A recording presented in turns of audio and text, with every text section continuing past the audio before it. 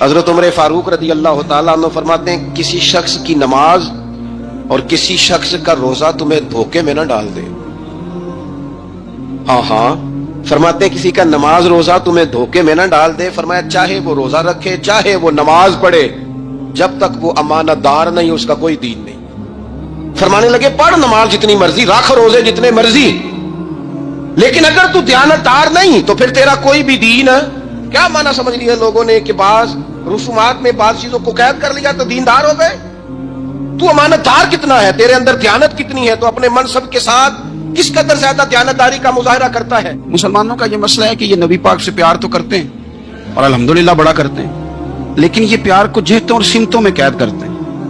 یعنی مسجد میں آ کے درود شریف پڑھتے وقت اگر حضور کے غلام ہوتے ہیں تو فیصلہ کرتے وقت اور اپنے حق میں فیصلہ سنتے وقت اس وقت بھی ہمیں نبی پاک کا غلام ہونا چاہیے. ہمیں ووٹ لیتے وقت بھی حضور کے غلام اور ووٹ دیتے وقت بھی نبی پاک صلی اللہ علیہ وسلم کے غلام. پاکستان نظام مصطفیٰ صلی اللہ علیہ وسلم کے لیے بنا ہے. اس میں دین نافذ ہوگا جب اس کے اندر حضور کا بنایا ہوا قانون لاگو ہوگا، جب اس کے اندر وہ سزائیں جو نبی پاک نے بیان کی وہ نافذ ہوں گی. آپ دیکھیں نا، حضور نے فرمایا تھا کہ میں وہ نظام لے کے آؤں گا کہ ایک عورت مقام ہرا بہت دور تھا مکے سے، فرمایا ایک بی بی اکیلی مقام ہرا سے چلے گی اور وہ مکے آئے گی، مدینے آئے گی، اسے کسی کا ڈر نہیں ہوگا، اکیلی چلے گی. ہم تو اپنی جوان بچی اپنے محلے کی گلی میں رات کو اکیلی نہیں بھیج سکتے، حالانکہ بڑے کیمرے، بڑی خفیہ ایجنسیاں، بڑے ادارے، لیکن میرے رسول پاک بظاہر کوئی کیمرہ نہیں، کوئی خفیہ ادارہ نہیں. فرمایا میں وہ نظام لاؤں گا، مقام ہرا سے عورت اکیلی چلے گی اور مدینے آئے گی، سوائے اللہ کے کسی کا خطرہ نہیں ہوگا. جناب ابو ہریرہ کہتے ہیں میں نے سن لیا تھا، میں منتظر تھا کہ وہ وقت آئے. پھر جناب عمر کا زمانہ، ایک بی بی آئی، وہ اونٹ پہ بیٹھی ہے اور اپنی گود میں اس نے گٹھڑی کپڑوں کی رکھی ہے. فرماتے ہیں جب مسجد نبی کے باہر اس نے اونٹ بٹھایا، میں نہیں کوئی اور بات کر رہا تھا، پوچھا کہاں سے آئی ہو، کہنے لگی مقام ہرا سے. اکیلی آئی ہو کہ کوئی ساتھ تھا، کہنے لگی اکیلی تھی. کہا کسی نے کچھ کہا تو نہیں، کہنے لگی قربان جاؤں مدینے والے نبی کے نظام پر. کسی نے آنکھ اٹھا کے نہیں دیکھا، روٹی تو پوچھتے رہے، پانی تو پوچھتے رہے، سونے کو جگہ تو دیتے رہے، پر سارے میرے عزت کی ناموس کے محافظ رہے. حضرت ابو ہریرہ کہتے ہیں بی بی اس بندے سے باتیں کر رہی تھی، میری آنکھیں چھم چھم آنسو بہا رہی تھی اور میرے زبان سے بار بار نکل رہا تھا اللہم صلی علی محمد وعلی آل محمد صلی اللہ علیہ. اور صاحبو یاد رکھو ابھی تک برادری کا سسٹم ہے، ابھی تک اونچ نیچ ہے، ابھی تک لوگ کہتے ہیں یہ فلانی برادری تو یہ فلانی برادری. میرے رسول پاک صلی اللہ علیہ وسلم نے وہ نظام دیا کہ جس میں حضرت عثمان غنی کو ان کے بھائیوں نے، کزنوں نے میٹنگ پہ بلایا اور بلا کہا تجھے کل بھی بلایا تھا تو آیا ہی نہیں، اچھا تو ہمارا بھائی ہے. تو حضرت عثمان غنی کہنے لگے تم نے باپ دادا کے نام پہ بلایا تھا تو میں آ گیا تھا، ورنہ بھائی بھائی والی بات کوئی نہیں. کیا مطلب؟ فرمانے لگے تم نہیں میرے بھائی، تم میرے نبی کا کلمہ ہی نہیں پڑھتے. میرا بھائی تو وہ بلال ہے جو حبش کا رہنے والا ہے، وہ میرا بھائی ہے اس لیے کہ وہ میرے رسول کا کلمہ پڑھتا ہے. یہ ایک برتن میں کھانا کھایا کرتے تھے ابو ذر غفاری اور بلال حبشی.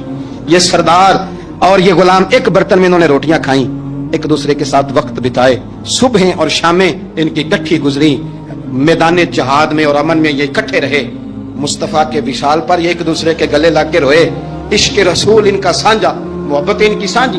یہ والا ماحول پاکستان میں دینے کے لیے پاکستان بنایا گیا تھا. کچھ کام حکومتیں اپنی آشرواد سے کراتی ہیں، اس طرح 10 محرم کو سر عام لوگوں نے صحابہ کو گالیاں دی ہیں اور ٹی وی چینلوں نے نشر کی ہیں. تو میرے بھائی مجھے لگتا ہے کہ از خود حکومت کچھ چیزوں سے توجہ ہٹانے کے لیے، کیونکہ آپ دیکھیں نا فوراً اسی موقع پر معاذ اللہ سویڈن والوں نے قرآن پاک کی بے ادبی کر دی، فرانس والے حضور سید عالم علیہ السلام کے خاکے شائع کرنے جا رہے ہیں. یعنی پاکستان میں ان کو یہاں لڑا دو اور وہاں جو مرضی کرو، تمہاری یہ سازش کامیاب نہیں ہوگی. پاکستان سے انشاءاللہ نعرہ رسالت بلند ہوگا اور نبی پاک کے سارے دشمن کامتے چلے جائیں گے اور کسی کو حضور کی، قرآن پاک کی کسی چیز کی بے ادبی کرنے کی اجازت نہیں دی جائے گی.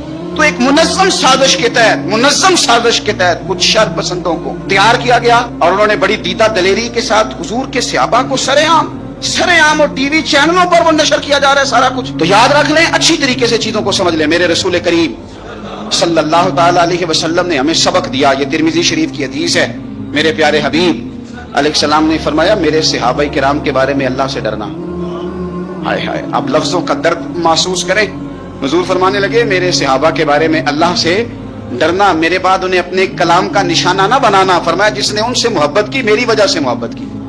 اور سید عالم صلی اللہ علیہ وسلم فرماتے ہیں جس نے ان سے بغض رکھا میری وجہ سے بغض رکھا، صحابہ جو میرے ہیں، تو کوئی پیار کرے گا تو میرے سمجھ کے کرے گا، اور جس نے بغض رکھا میری وجہ سے رکھا، اور فرمایا جس نے ان کو تکلیف دی اس نے مجھے تکلیف دی. یہ میں حدیث پڑھ رہا ہوں. اور فرمایا جس بندے نے مجھے تکلیف دی اس نے میرے رب کو تکلیف دی، اور جس نے میرے رب کو تکلیف دی میرا رب اسے بڑی جلدی پکڑ لے گا. ظالمو، تم کیا سمجھتے ہو رسول کریم سید عالم صلی اللہ علیہ وسلم کو ان حالات کی خبر نہیں تھی؟ حضور نے خود بیان کیا. ہم نے کیا کرنا ہے یہ بھی حضور نے ہمیں بتلایا. ترمذی شریف، یہ میرے سامنے کتاب رکھی ہوئی ہے، حضرت سیدنا ابو ہریرہ رضی اللہ تعالیٰ عنہ حدیث کے راوی، نبی پاک صلی اللہ تعالیٰ علیہ وسلم نے بتا دیا ہمیں کہ جب لوگ میرے صحابہ کو گالیاں دیں گے تو وہ شر پھیلائیں گے. حضور نے ہمیں بتلا دیا، سمجھا دیا. فرمایا جب تم ان لوگوں کو دیکھو جو میرے صحابہ کو گالیاں دیتے ہیں فَقُولُوا لَعْنَةُ اللَّهِ عَلَى شَرِّكُمْ، فرمایا کہہ دیا کرو کہ تمہارے شر پر اللہ کی لعنت ہو. نبی پاک صلی اللہ علیہ وسلم نے فرمایا جب اسے دیکھو جو میرے صحابی کو برا کہتا ہے، گالی دیتا ہے، تو کہو تمہارے شر پر اللہ کی لعنت ہو، تمہارے شر پر اللہ کی. جب تک نظام نافذ نہیں ہوتا، نظام، یورپ کو آپ کی نماز سے تکلیف ہی کوئی نہیں تو نماز پڑھنے کے لیے مسجدیں بنانے کی اجازت دیتے ہیں. قرآن پاک جتنا مرضی آپ وہاں پڑھیں وہ اجازت دیتے ہیں. آپ زکاتیں دیں جتنی مرضی، وہاں سے لوگ چندے اکٹھے کر کے یہاں نہیں لے آتے، کریں جو مرضی. ان کو آپ کی نہ نماز سے پریشانی ہے، نہ مسئلہ زکات سے پریشانی ہے، نہ صوم و صلات سے مسئلہ ہے. ان کو تو مسئلہ یہ ہے کہ کچہری میں کہیں نبی پاک کا دین نہ آ جائے. ان کو تو مسئلہ یہ ہے کہ کہیں پارلیمنٹ میں حضور کا دین نہ آ جائے. دو قومی نظریے کیا ہیں اور نظریہ پاکستان کیا ہے جس کی بنیاد پر پاکستان بنا؟ بڑے ٹھنڈے دل سے میری بات کو سمجھیے گا. پاکستان اگر اچھی سڑکوں کے لیے ترقی کرنے کے لیے بنا تھا تو یہ ترقی ہندوستان میں رہ کے بھی ہو سکتی تھی. انڈیا والے کہتے ہیں کہ ہم نے ترقی نہیں کرنی، کچی سڑکوں پہ چلنا ہے، ہم نے ٹیکنالوجی نہیں بنی. یہ کام وہاں بھی ہو سکتا تھا. اگر آپ یہ کہیں کہ پاکستان جمہوریت کی مضبوطی کے لیے بنایا تھا کہ ڈکٹیٹر کوئی نہیں آئے گا، صرف جمہوری قوتیں کام کریں گی، تو جمہوریت میں تو انڈیا بظاہر آگے نکل گیا ہے. ان کی جمہوریت تو زیادہ اچھی نظر آتی ہے، کبھی ڈکٹیٹر نہیں آیا. آپ نے پاکستان کیوں بنایا؟ اگر آپ نے یہی کام کرنے تھے، فحاشی اور یانی اور جو مرضی جس کے من میں آئے کرے، اور کوئی فرق نہ ہو یہاں کے اور وہاں کے کلچر میں، رشوت خوری، بھتہ خوری اور نجائز فروشی، سارے کام اگر ہونے تھے تو یہ کام وہاں بھی ہوتے ہیں. پاکستان کیوں بنا؟ کیوں اتنی ساری 40,000 لوگوں نے اپنی جانوں کی قربانیاں دیں؟ دنیا کی سب سے بڑی ہجرت ہوئی ہے، سب سے بڑی، جب پاکستان بنا. یہ سب سے بڑی ہجرت تھی، اتنی بڑی ہجرت ہی کبھی نہیں ہوئی. کیوں اتنا کچھ ہوا؟ وہ اس لیے ہوا کہ ہمیں بتایا گیا تھا کہ وہاں نہ سوشلزم، نہ وہاں خالی جمہوریت کا راگ الاپا جائے گا، بلکہ ایک بلند نعرہ لگایا گیا تھا. نعرہ کیا تھا؟ پاکستان کا مطلب کیا؟ پاکستان کا مطلب کیا؟ لا الہ الا اللہ محمد رسول اللہ صلی اللہ علیہ. یہ عنوان بنایا گیا. غریب آدمی کو بتایا گیا کہ جب پاکستان بنے گا تو وہاں حضور کا نظام نافذ ہوگا، جاگیردار کی اور غریب کی تفریق ختم ہوگی. جس طرح امیر کے بچے کو کالج میں داخلہ ملے گا، غریب کے بچے کو بھی ملے گا. وہاں بتایا گیا کہ لوگ وہاں ہر لحاظ سے اپنے آپ کو برابر سمجھیں گے. وہاں وہی بات ہوگی جو جناب صدیق اکبر کرتے تھے، وہاں وہی جملے دہرائے جائیں گے جو حضرت عمر فرماتے تھے. وہاں اسی طرح غریب پر سخاوت کی جائے گی، اسے دیا جائے گا جس طرح حضرت عثمان غنی کرتے تھے. وہاں اسی طرح فقر کا دور دورہ ہوگا، سادگی کا حسن ہوگا، اپنائیت کا نور ہوگا جو مولا علی شیر خدا نے عطا فرمایا تھا. اس سوچ کی بنیاد پر پاکستان بنایا گیا، اس سوچ کی بنیاد پر، اور اسی سوچ کو آگے لے کر کے جایا گیا. کوئی سیاسی پارٹی اب یہ بات نہیں کرتی. دو قومی نظریے کا معنی یہ تھا کہ ہندو الگ قوم ہے، مسلمان ایک الگ قوم ہے. ان کا رہنا سہنا، اٹھنا بیٹھنا، کھانا پینا الگ ہے. ہمارا اٹھنا بیٹھنا، کھانا پینا، سارے معاملات الگ ہیں. تہذیب و تمدن الگ ہے. لہذا ہمیں الگ سے خطہ چاہیے جہاں ہم اسلامی نظریات کے مطابق آزاد ہو کے اپنا وقت گزار سکیں. اس دو قومی نظریے کی بنیاد پر، دو قومی پہلے تو علامہ اقبال اس کے قائل نہیں تھے.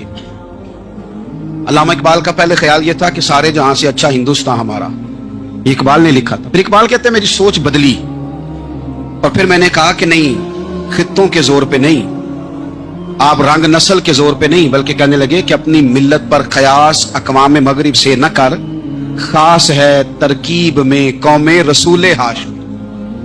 آپ جو تقسیم کریں گے, یہ جو تقسیم ہوئی ہے نا عرب کی, یہ مذہب کی بنیاد پہ نہیں ہوئی. یہ تو ان کی ذاتی لڑائیاں تھیں, چھوٹا سا دبئی بن گیا, چھوٹا سا مسقط, چھوٹا سا ابو ظبی, یہ تو ان کی ذاتی لڑائیاں تھیں, قبیلوں کی لڑائیاں تھیں, جنگیں تھیں, چھوٹے چھوٹے ملک الگ سے تقسیم ہو گئے. یہ مذہب کی بنیاد پہ ایسا نہیں ہوا. دنیا میں جتنی ریاستیں ٹوٹ کر بڑی ریاستوں سے الگ ہوئی تو اس میں یہ تھا کہ ہماری قوم الگ ہے, ہم سردار علیحدہ سے ہیں, اس لیے ہم علیحدگی پسند ہیں.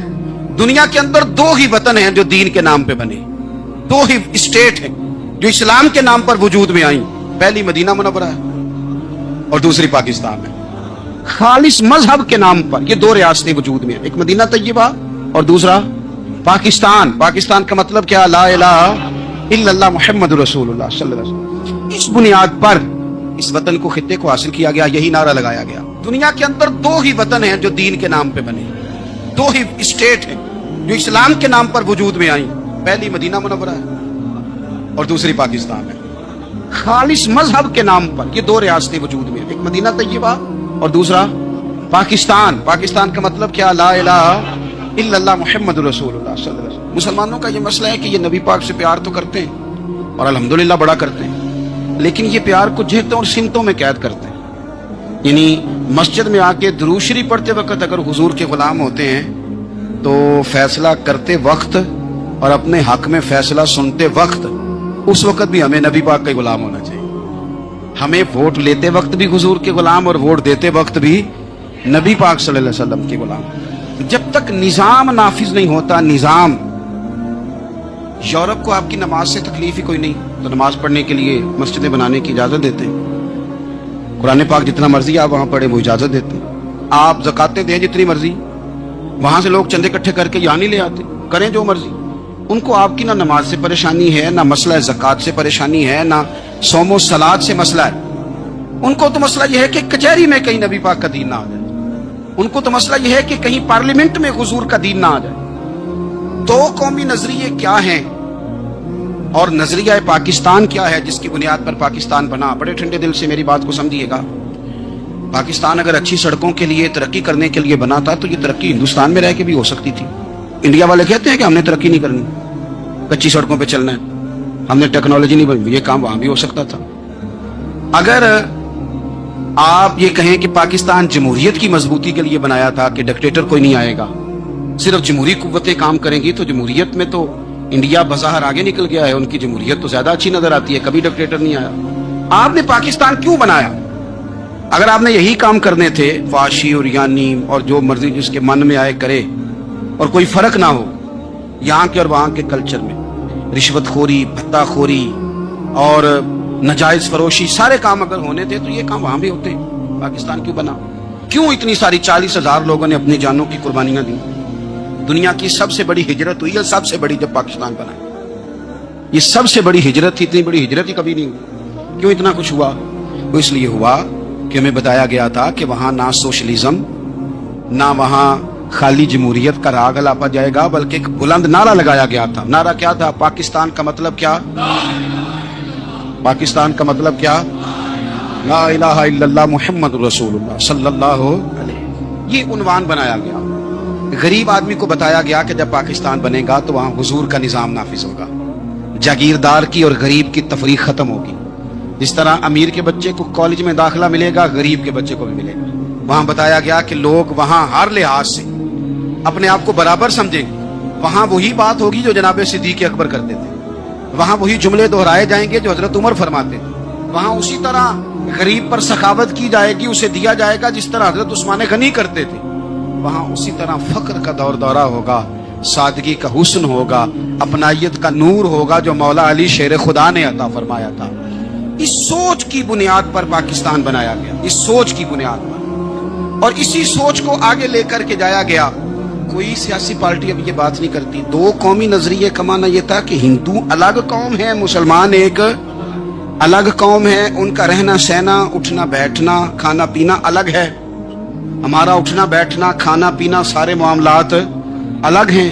تہذیب و تمدن الگ ہے. لہذا ہمیں الگ سے خطہ چاہیے جہاں ہم اسلامی نظریات کے مطابق آزاد ہو کے اپنا وقت گزار سکیں. اس دو قومی نظریے کی بنیاد پر, دو قومی پہلے تو علامہ اقبال اس کے قائل نہیں تھے. علامہ اقبال کا پہلے خیال یہ تھا کہ سارے جہاں سے اچھا ہندوستان ہمارا، یہ اقبال نے لکھا تھا. پھر اقبال کہتے ہیں میری سوچ بدلی اور پھر میں نے کہا کہ نہیں، خطوں کے زور پہ نہیں، آپ رنگ نسل کے زور پہ نہیں، بلکہ کہنے لگے کہ اپنی ملت پر قیاس اقوام مغرب سے نہ کر، خاص ہے ترکیب میں قوم رسول ہاشم. آپ جو تقسیم کریں گے، یہ جو تقسیم ہوئی ہے نا عرب کی، یہ مذہب کی بنیاد پہ نہیں ہوئی. یہ تو ان کی ذاتی لڑائیاں تھیں، چھوٹا سا دبئی بن گیا، چھوٹا سا مسقط، چھوٹا سا ابو ظبی، یہ تو ان کی ذاتی لڑائیاں تھیں، قبیلوں کی لڑائیاں تھیں، جنگیں تھیں، چھوٹے چھوٹے ملک الگ سے تقسیم ہو گئے. یہ مذہب کی بنیاد پہ ایسا نہیں ہوا. دنیا میں جتنی ریاستیں ٹوٹ کر بڑی ریاستوں سے الگ ہوئی تو اس میں یہ تھا کہ ہماری قوم الگ ہے، ہم سردار علیحدہ سے ہیں، اس لیے ہم علیحدگی پسند ہیں. دنیا کے اندر دو ہی وطن ہیں جو دین کے نام پہ بنے، دو ہی اسٹیٹ ہیں جو اسلام کے نام پر وجود میں آئیں.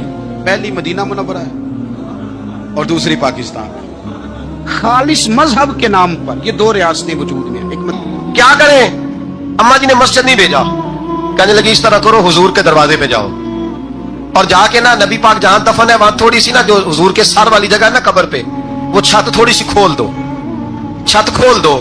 صحابہ کہتے ہیں ہم گئے جہاں حضور کی قبر انور تھی، حضور آرام فرماتے، سرانے والی سائڈ سے تھوڑی سی چھت کھولی، ابھی کھولی تھی، اللہ نے فوراً بارش عطا فرما دی. فوراً کہتے ہیں جب بارش ہوئی تو ہم مسجد میں شکرانے کے نفل پڑھنے چلے گئے، حضرت عائشہ کے وسیلے پہ، روضہ رسول پہ، اور روضہ رسول کے وسیلے سے اللہ کی یہ طریقہ تو ہمیں صحابہ سکھا رہے ہیں. خدا خدا کا یہی ہے در، نہیں اور کوئی مفر مکر، جو وہاں سے ہو یہی آ کے ہو، جو یہاں نہیں تو وہاں نہیں. صحابہ تو دروازے رسول پہ جا رہے ہیں، ایک بار نہیں بار بار جا رہے ہیں، تو اکڑ کے پھر رہا ہے، اکڑ کے پھر رہا ہے. بڑی ضروری ہے یہ بات کرنی، بڑی ضروری، اور یہ بات آپ کے لیے سیکھنی. ذرا غور کریں، شیطان کی غلطی کیا ہے پتہ ہے آپ کو؟ اللہ کو نہیں مانتا تھا. شیطان کی غلطی کیا تھی؟ بولے کس کو ہے؟ لا الہ الا اللہ کو نہیں مانتا تھا، اللہ کو نہیں مانتا تھا. نہیں تو پتہ ہی نہیں نا اس گل کا. تو میں تمہیں اگر پوچھا نا آج کی خبر کی یہ تازی تو تم پتہ ہے اور بھائی اس کو بھی سمجھیں، یہ کیتا ہے، یہ ایمان ہے، میری منت ہے، اس کو سمجھ لو، یہ کام آئے گا. یہاں عجیب رٹا ہے، یہاں لوگ معاذ اللہ تبارک و تعالی اللہ کا نام لے کے در رسول سے دور کر رہے ہیں. بہت بڑا دھوکہ ہے، بہت بڑی زیادتی ہے. امت کے دلوں پر خنجر چلتا ہے اور میرا تو کلیجہ پھٹتا ہے جب میں ایسی تحریریں پڑھتا ہوں سنتا. یار تو کیا بیان کر رہا ہے؟ ڈر اللہ سے مرنا نہیں، نبی پاک کو منہ نہیں دکھانا، تو کیا کر رہا ہے؟ بتا نا شیطان کی غلطی کیا تھی. وہ تو صاف ستھری بات کر رہا تھا، یا اللہ ایک نہیں تو لاکھ سجدہ کرا میں تجھے کرتا ہوں. اللہ نے فرمایا ادھر آنا، میرے میرے میرے محبوب کو سجدہ کر. کہنے لگا نہیں کرتا. فرمایا فخرج فانک رجیم، نکل جا تو لعنتی ہے. جو حضرت آدم کا وسیلہ نہ مانے وہ لعنتی ہے، اور جو روضہ رسول پہ کھڑا ہو کے کہے میں نبی کو وسیلہ نہیں مانتا، جو دروازے رسول پہ پہنچ کے کہے میں نبی پاک کو وسیلہ نہیں مانتا، جو مصطفیٰ کے وسیلہ ہونے کا انکار کرے، تو کہتا ہے کہ دنیا میں وسیلہ نہیں مانتا. اللہ تو قیامت کے دن بھی کہتا ہے جو مصطفیٰ کے پاس سے ہو کے آئیں گے میں بخش دوں گا. شفاعتی لعل الکبائر من امتی، حضور فرماتے ہیں موٹے موٹے گناہگار آتے جائیں گے، کالی کملی کے نیچے چھپاتا جاؤں گا، جنت میں بھیجتا جاؤں گا. وہاں قیامت میں تیری معافی نہیں ہو رہی تو یہاں نہیں مان رہا. بریلی کے امام فرماتے ہیں آج لے ان کی پناہ، آج مدد مانگ ان سے، کل نہ مانیں گے قیامت میں اگر. اور آ دیکھ تو کہتا ہے میری نمازیں، میرے روزے، میری زکاتیں، میرا جہاد کام آئے گا. سن حضرت عبد الرحمن ابن عوف صحابہ میں سے تگڑا آدمی، اتنا بڑا شخص، اتنا بڑا آدمی کہ جس کے پیچھے میرے رسول نے نماز ادا فرمائی ہے. اتنا بڑا شخص، ہر جہاد میں سب سے پہلے، سب سے امیر تھے، صدقات خیرات بڑھ بڑھ کے دیتے تھے، ساری نیکیاں ہیں. ایک بی بی نبی پاک کے لیے قمیض بنا کے لائی. ایک حدیث یہ ہے، یہ بخاری مسلم ہے، ایک حدیث یہ ہے کہ چادر بنا کے لائی، چادر بنا کے لائی، بڑے اچھے نقار نکالے، دروازہ رسول پہ آئی، حضور میری قبول کر لے. نبی پاک نے چادر اوڑی. اگرچہ ان کا نام شارحین نے لکھا ہے، صحیح حدیث میں صرف ایک صحابی کے لفظ ہے. شارحین کہتے ہیں کہ وہ عبد الرحمن ابن عوف تھے. چلو یار کوئی اور بھی تھے تو صحابی تو تھے نا، صحابی سے زیادہ تو نیک عمل ہم نہیں نہ کر سکتے. وہ صحابی تھے یا حضرت عبد الرحمن ابن عوف تھے. آئے، آ کے کہنے لگے یا رسول اللہ بڑی پیاری لگ رہی ہے آپ کو چادر. حضور بنانے والے نے تو بڑی بنائی تھی، پر جب آپ پہ آئی ہے پھر تو نور والا نور ہی ہو گئی ہے.